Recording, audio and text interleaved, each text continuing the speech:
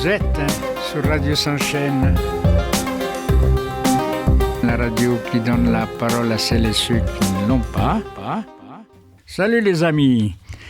Dans cette émission de Tisane Philo, de son nom de baptême Vincianisme, le numéro 28, je suis en captivante et chouette compagnie de Jean-Luc Arditi et Michel à la technique et moi-même le clochard céleste, dénomination que j'ai prise dans le livre culte de Jacques Kerouac de la Beat Generation dont je suis issu au moment de ma jeunesse. Vous savez déjà plutôt que je m'appelle Vince Fasciani, que je suis un flâneur dans ma palabre et mon blabla dans ce micro de Radio S'enchaîne, la radio qui donne la parole à celles et ceux qui ne l'ont pas. Le thème de cette émission que j'essaie de résumer ici à l'antenne me fascine. Ce sont toutes mes lectures, films, tableaux et musique, théâtre et danse, articulés autour de la figure du anti-héros, mais j'ai une préférence encore plus marquée lorsque je rencontre dans la vraie vie effective, mais parfois légendaire, les gens de peu, les vrais anti-héros qui dans les œuvres de fiction ne sont que les personnages centraux qui ne présentent pas certaines des caractéristiques du héros conventionnel, voire dans certains cas aucune. Je commence cette liste en citant le roman de chevalerie que le Don Quichotte. J'ai le téléphone qui sonne, j'aurais dû l'éteindre, et puis maintenant je vais l'éteindre, donc je recommence. Je commence cette liste en citant le roman de chevalerie que le Don Quichotte de la Manche présenté par William Marx dans son livre Un été avec Don Quichotte. Oui, à vous le chevalier. Je suis peut-être fou, mais à tout prendre, je le suis moins que la société où nous vivons. La nature comique de ce chef-d'œuvre de la littérature universelle est comme un pied de nez lancé depuis plus de 4 siècles à la face du monde, et qui nous invite à rire de l'existence plutôt que d'en pleurer. Et là, on arrive tout naturellement à cet autre anti-héros que Gaston Lagaffe, le roi incontesté de la gaffe, qui, selon Pierre Ancet dans son livre Gaston Lagaffe philosophe, nous explique que Gaston est philosophe, artiste et résistant, et par ses gaffes, ce personnage de BD d'une très grande bonté, essaye de résister aux impositions qui pèsent sur notre vie quotidienne. Au fond, il pose simplement la question « Comment mener une vie bonne au milieu d'un monde qui l'est moins ?» En écho de Gaston, on peut citer Bartleby le scribe d'Herman Melville, qui est devenu le symbole de la résistance passive, car ce qu'il dit répète, c'est une phrase presque rituelique, « I would prefer not know », « Je préfère ne pas ». Bartleby est, comme disait Gilles Deleuze, un homme sans référence, sans possession, sans qualité, sans particularité, sans passé ni futur, il est instantané. Dans le roman de Robert Musil, L'homme sans qualité, roman inachevé d'environ 2000 pages, j'ai trouvé ce que je considère comme un sublime anti-héros. Ce personnage, le jeune homme Ulrich, cet homme sans qualité capable de tout, mais bon à rien. Curieux et sans conviction, il reste constamment en retrait des débats et développe dans cette marge son sens aigu du possible. Je vais vous parler maintenant d'Ulysse de James Joyce, cet autre roman où toute l'histoire est contenue en un seul jour. Le personnage d'Ulysse est un petit employé juif, Léopold Bloom, un autre anti-héros. Rien n'arrive d'extraordinaire au cours de cette journée. Bloom et Dédalus errent dans la ville, vaquant leurs affaires et se retrouvent le soir dans un bordel. Ouais, j'ajoute à cette liste brève mais essentielle pour moi le roman intitulé Au-dessus du volcan de Malcolm Lowry, où le personnage principal Geoffrey, alcoolique invétéré, qui s'est démis de ses fonctions consulaires aléatoires, accessoires, voire inexistantes, mais qui est resté dans la petite ville mexicaine perdue, poussiéreuse, fantôme de Quanaquac, et qui sent porter sous ses épaules les poids d'une faute qui est à peine évoquée ici ou là dans le fil du récit. Et c'est aussi avec grand plaisir que je vous parle brièvement de La Conjuration des imbéciles de John Kennedy Toole, qui nous offre le génial portrait d'un Don Quichotte yankee inclassable et culte. En résumé, le personnage Ignatius, à 30 ans passés, vit encore cloîtré chez sa mère à la Nouvelle-Orléans. Harassé par ses phrases, celle-ci le somme de trouver du travail. C'est sans compter avec sa silhouette éléphantesque et son arrogance bizarre. Sans doute, ce livre est un des plus drôles de la littérature américaine. Dans cette petite liste de livres avec des anti-héros, on peut ajouter sans autre Marcovaldo de Italo Calvino. En résumé, Marcovaldo est manœuvre. Il est pauvre et chargé de famille, mais il rêve beaucoup. À la nature surtout, qui n'est guère présente dans l'univers d'asphalte et de béton où il faut vivre. Cela lui vaudra une suite d'aventures et de mésaventures où on le verra successivement cueillir des champignons à l'arrêt du tram, prendre un bien curieux bain de sable, s'amouracher d'une plante d'appartement singulièrement envahissante, être amené par un chat dont il est l'ami et accessoirement par une truite, à rencontrer une étrange vieille marquise et faire bien d'autres choses encore. On pourrait dire que Marcovaldo, il est en quelque sorte un charlot, père de famille. Mes livres d'anti-héros défilent maintenant avec le pressentiment d'Emmanuel Bove. En résumé, le personnage Charles Benesto est un avocat dans la cinquantaine qui décide d'un jour à l'autre de tout abandonner, femme, enfants, métier, société bourgeoise et riche, pour aller se réfugier dans un quartier pauvre de Paris. Il a besoin de rompre avec le passé, d'être seul, détaché du monde. Il se retrouve vite impliqué à nouveau dans la vie de son quartier grâce à son désintéressement et sa disponibilité. Il reçoit même une jeune fille pauvre et démunie dans son petit appartement et engage du personnel pour s'en occuper, ce qui le perdra. Et dans le voyage au bout de l'Oni de Ferdinand Céline, son personnage Ferdinand Bardamou s'engage dans l'armée. Il côtoie la Grande Guerre et ses horreurs. Il y perd ses illusions en même temps que son innocence et son héroïsme. En Amérique, où le capitalisme conduit à la misère des moins chanceux, Bardamou refuse toute morale et survit comme il peut en son travail à la chaîne et son amour pour Molly, généreuse prostituée. Encore un anti-héros.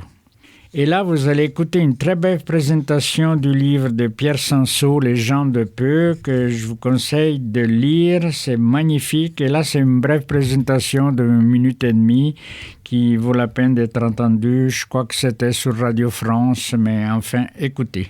Les gens de peu, de Pierre Sanso, est un livre de sociologie abordable et gai, ce qui n'est pas courant. Publié dans la prestigieuse collection de Georges Ballandier aux Presses universitaires de France, il évoque la France modeste, dont on parle rarement. L'expression me plaît, écrit Pierre Sanso, elle implique la noblesse. Gens de peu, comme il y a des gens de la mer, de la montagne, des plateaux, gentilshommes. Sanso enseigne l'anthropologie à Montpellier et il aime le rugby, ce qui prouve que c'est un homme de qualité. Dans de brefs chapitres à l'imparfait, parfumés de vie quotidienne, il s'est traité du camping, du bricolage, de la pétanque. Il décrit magnifiquement l'humble pliant des petites vieilles, et son monde, j'en suis certain, aurait convenu à Montand, dont il faut lire la biographie par Ramon et Rothman dans la collection de poche Point Seuil. Et puis, je souhaite aux enfants qui le pourront, et à leurs parents aussi bien sûr, de rendre une visite au Salon du Livre pour la Jeunesse, qui ouvre demain ses portes à Montreuil. C'est un voyage dont ils garderont le souvenir. Voilà, là j'ai cité plutôt des livres, maintenant je vais citer du cinéma. Donc je peux sans hésiter promouvoir le The Big Lebowski en 1998, 1998 pour les Français, son synopsis. Jeff Lebowski, prénommé le Duc, est un paresseux qui passe son temps à boire des coups avec son copain Walter et à jouer du bowling, jeu dont il est fanatique. Un jour, 2 malfrats le passent à tabac. Il semblerait qu'un certain Jackie Trehorn veuille récupérer une somme d'argent qu'il y doit la femme de Jeff. Seulement, Lebowski n'est pas marié. C'est une méprise. Le Lebowski recherché est un millionnaire de Pasadena. Le duc alors part en quête d'un dédommagement auprès de son richissime homonyme. Et bien sûr, on ne peut pas ne pas citer Orange Mécanique en 1971. Résumé du synopsis, c'est Alex, qui est le chef de sa bande, il appelle ses amis ses droogs, droguis en version originale. Sa bande se compose de Pierrot, Joe et Momo, respectivement Pete, Georgie et Dim dans la version originale. Ils font partie d'un de ces nombreux gangs de jeunes qui évoluent dans un univers urbain décadent. Ils s'expriment dans un argot anglo-russe auquel l'auteur du roman, Anthony Burgess, a donné le nom de Nadsat. Le mot drogue faisant ainsi référence au mot ami en russe. Leur boisson préférée est le Moloko Plus, c'est lait en russe, un lait dopé, speed. Un soir, après s'en être intoxiqué, la bande s'engage dans une nuit d'ultra-violence. Et le Casanova de Fellini, qui nous offre un portrait à contre-courant de ce séducteur mythique. Un regard froid sur la solitude d'un homme poursuivi par sa renommée. S'inspirant des mémoires de Casanova, Fellini a retenu les épisodes les plus célèbres tout en mettant en évidence les mauvais côtés du personnage. Pour lui, ce coureur de jupons n'est qu'un détestable anti-héros. Le titre est d'ailleurs explicite. Ce Casanova est bien celui de l'auteur de la Dolce Vita, qui fait du séducteur un automate, une machine à rut en pas vide. Par sa brillance même, le fil accentue le malaise qui engendre ses exploits, sitôt dépréciés par le vide de l'âme. Et là, on arrive avec un film russe magnifique, c'est Stalker en 1979 de Andrei Tarkovsky. Il y a quelques années, le célèbre critique de cinéma Freddy Buach nous a dit dans notre petit groupe réuni au bistrot d'aller voir ce film car il ne se passe rien. Ah ben là, piqué au vif par le rien de la proposition, nous sommes allés dans une salle obscure et nous avons découvert dans un pays et une époque indéterminée une zone interdite, fermée et gardée militairement. On nous a dit qu'elle abrite une chambre exaucant les désirs secrets des hommes et qu'elle est née de la chute du météorite il y a bien longtemps. Les autorités ont aussitôt isolé le lieu, mais certains, au péril de leur vie, bravent l'interdiction. Leur guide, ces anti-héros, se nomment les stalkers, êtres déclassés, rejetés, qui seuls connaissent les pièges de la zone en perpétuelle mutation. Les anti-héros se trouvent aussi dans le théâtre, d'ailleurs maintenant, après le cinéma, le théâtre, dans les personnages populaires du Mistero Buffo de Dario Fo, où l'acteur seul en scène face à un public assis par terre en cercle autour de lui. Dario Fo joue l'ensemble des rôles, intervient sans cesse dans son propre texte pour le commenter et faire participer le spectateur. Le spectacle change à chaque représentation, comprenant une grande partie d'improvisation, et le texte publié ne correspond donc que de manière très trompeuse à ce qui a réellement été représenté.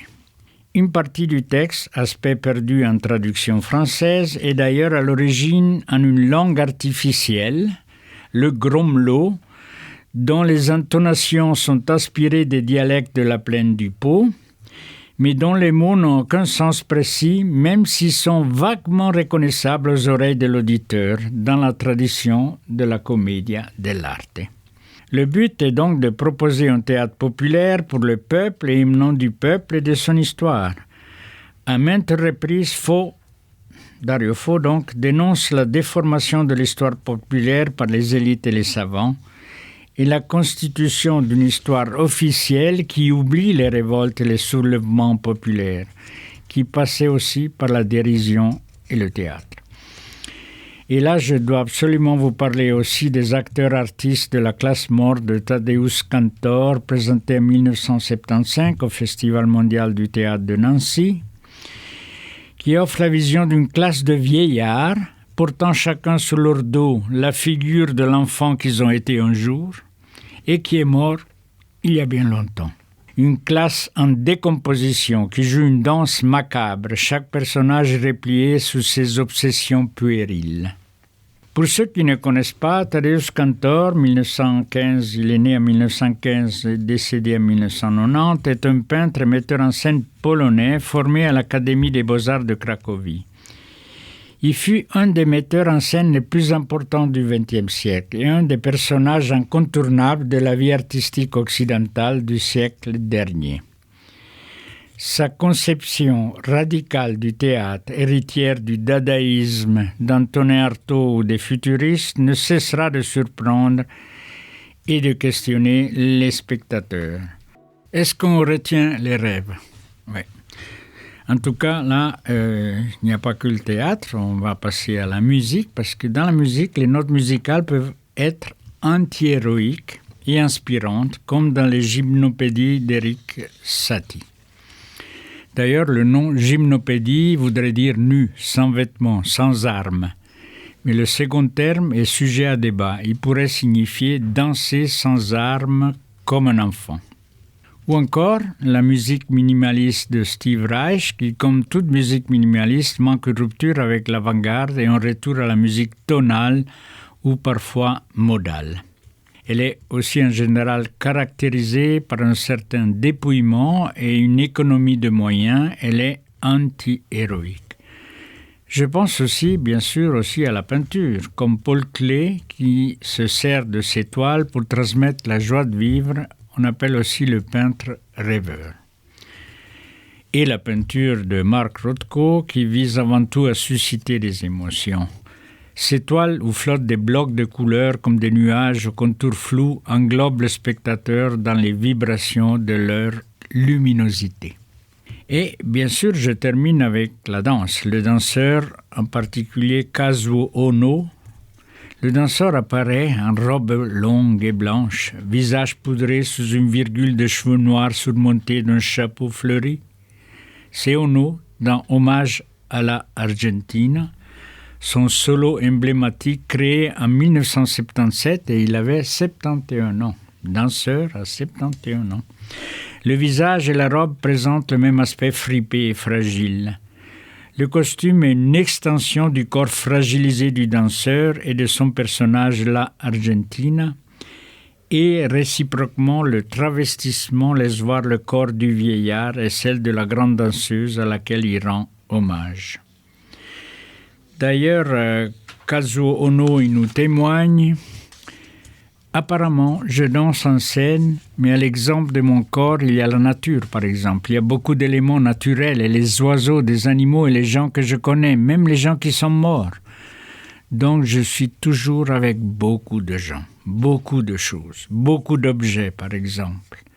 Donc, jusqu'à maintenant, je danse depuis longtemps, mais sur scène, je n'ai jamais senti que j'étais seul. » Oui, là, j'ai bu un bon verre d'eau, là, parce que la voix, elle commençait à partir. Bon, en conclusion, donc, avec cette petite liste des artistes qui m'ont touché par les bonheurs simples qu'ils m'ont apportés, correspondent à mon désir de vous transmettre pourquoi j'ai choisi de vous parler des anti-héros dans les différents arts. Eh bien, c'est élémentaire, un peu enfantin, commun et parfois un peu canaille, peut-être même voyou. Oui, j'aime les gens de peu. Ces anti-héros décrits magnifiquement par Pierre Sansot dans son livre intitulé justement Les gens de peu aux presses universitaires de France, où il a voulu discerner les traits d'une catégorie sociale d'être rapprochée par un certain mélange de modestie et de fierté, et en particulier par un goût commun pour des bonheurs simples. De là, des descriptions précises, souvent savoureuses et originales, portant par exemple sur les bals du 14 juillet, le bricolage, le camping, les scènes de ménage, l'ivrogne public, les rituels de l'univers domestique, etc. Mais aussi, comme j'aimerais vous parler de cette très belle bande dessinée intitulée aussi Les Petites gens de Campi Zabus, publiée aux éditions Le Lombard, où sont décrits une ville, une rue, deux immeubles qui se font face et quelques personnages comme on en croise tous les jours. Ils sont emportés par leur vie, de la maison au bureau, de la crèche au cimetière. Parmi ces gens, certains fonctionnent moins bien que d'autres. Des petites gens. Ils sont là, mais on ne les voit pas. La seule chose qui importe, c'est qu'ils fassent ce qu'on attend d'eux, travailler, puis mourir sans bruit. Mais parmi ces petites gens, quelques-uns ont l'air d'encore aimer la vie. C'est pour tout cela qu'on a créé au sein de la Fondation Carrefour Ruécoulou un lieu nommé Côte-Barre les Petites Seines. Et dans ce lieu culturel, dans ces zones à défendre, cette prairie de vie, nous aimerions accueillir toutes les personnes secouées par la vie, ces personnes qui s'épanouissent lentement. Nous remercions ainsi à chaque fois tous les visiteurs de nos événements de ne pas les piétiner. Je termine cette émission avec la devise habituelle « Aimer, comprendre, agir ». Toujours en délicieuse compagnie de Jean-Luc Ardit et à la technique et Michel. Et moi-même à la palabre. Et je vous fais, chères auditrices, chers auditeurs, la promesse de revenir à l'antenne de Radio Sans Chaîne, la radio qui donne la parole à celles et ceux qui ne l'ont pas. Ciao, arrivederci. Je vais terminer avec une citation du roman Gary. La tendresse a des secondes qui battent plus lentement que les autres. Vous êtes sur Radio Sans Chaîne, la radio qui donne la parole à celles et ceux qui ne l'ont pas.